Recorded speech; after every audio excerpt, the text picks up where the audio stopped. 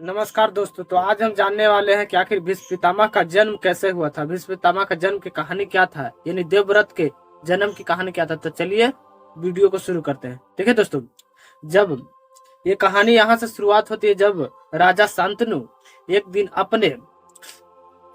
अपने क्षेत्र के ओर घूमने जाते हैं, तो वह गंगा के किनारे घूम रहे थे। तो देखते हैं कि एक स्त्री वहां पर बैठी हुई है। तो उस स्त्री से बात करते हैं और बात ही बात में कहते हैं कि मैं राजा शांतनु हूँ, आप कौन है देवी। तो वह बताती कि मैं गंगा हूँ। तो वह राजा शांतनु जो है से शादी के प्रस्तावना गंगा के सामने रख देते हैं और शादी के लिए बोल देते हैं।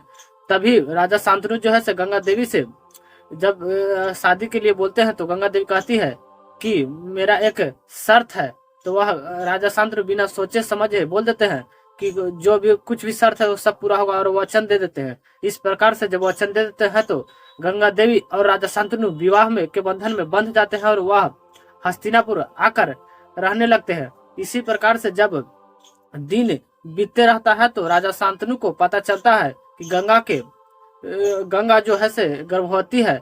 तो वह बहुत ही खुश होते हैं, और जब समय बीता है तो उनके पुत्र जब होता है, तो वह दासी से पूछते हैं कि आखिर गंगा कैसी है।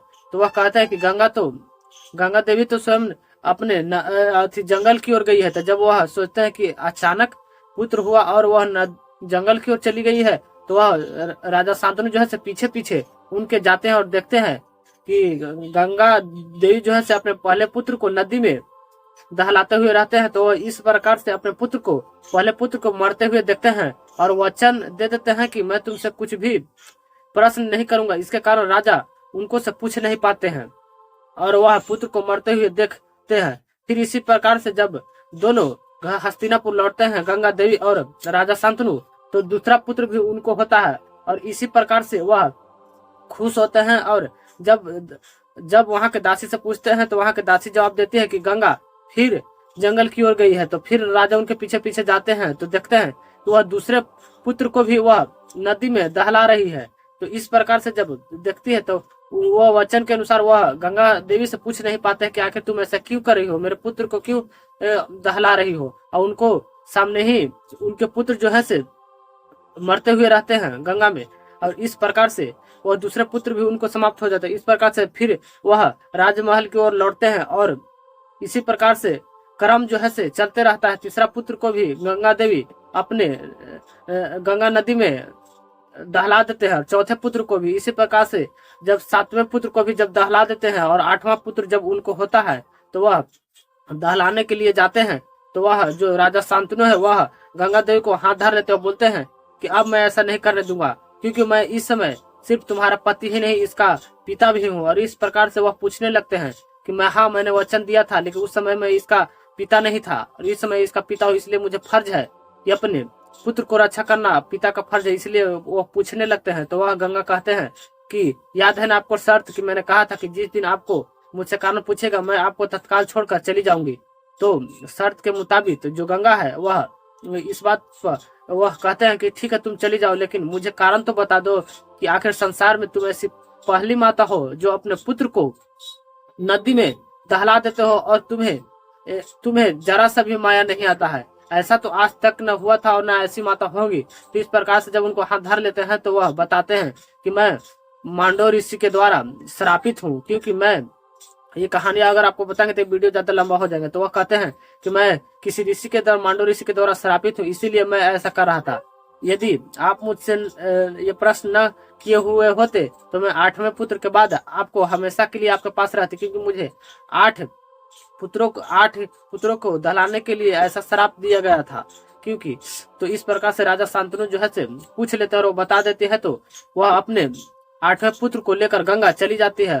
तो जो वहां के राजा शांतनु होते हैं वह कहते हैं ये मेरे पुत्र को लौटा दो। तो वह कहती है कि समय आने पर मैं इस पुत्र को आपको लौटा दूंगा।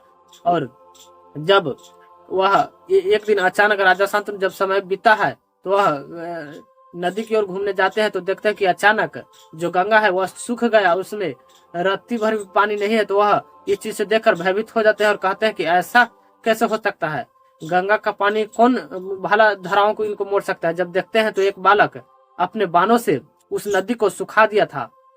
तो समय उस बालक से जब प्रश्न करते हुए रहते हैं राजा शांतनु, तो उसी समय जो गंगा देवी है वो उत्पन्न होते हैं और कहते हैं कि हे राजन, यही तो आपका पुत्र है जिसे मैं 8वें को मैं अपने साथ ले गई थी। इस प्रकार से जब वह सुनते हैं तो वह खुश हो जाते हैं और कहते हैं कि मैंने कहा था कि समय आने पर इस पुत्र को आपको सौंप दूंगी, ले जाइए आप इस पुत्र को, देवव्रत को।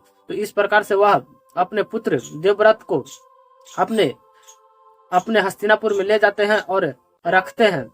और आप ही अगर यह ले जाते हैं और रखते हैं अपने पास में। और जब इसी प्रकार से समय बीता जाता है तो वह उनके गंगा देवी यानी कि राजा शांतनु के पत्नी कहती है कि मैं इसे परशुराम के शिष्य बनाया हुआ, परशुराम से धनुष और विद्या से शिक्षा लिया है और शुक्लाचार्य से जीवन जीने का मार्ग दिया है। तो इसी चलते इसका दुष्प्रयोग मत कीजिएगा और इसे किसी भी प्रकार की कठिनाइयां उत्पन्न नहीं होने दीजिएगा, क्योंकि यह हमारे और तुम्हारे एक ही तो मात्र पुत्र है।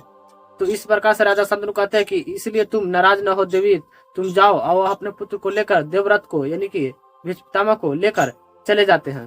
तो यह कहानी अगर आपको समझ में आया हो कि भीष्म पितामह का जन्म कैसे हुआ था, तो मेरे चैनल को सब्सक्राइब कर दीजिएगा और वीडियो को लाइक कर दीजिएगा दोस्तों। चल मिलते हैं किसी अगली वीडियो।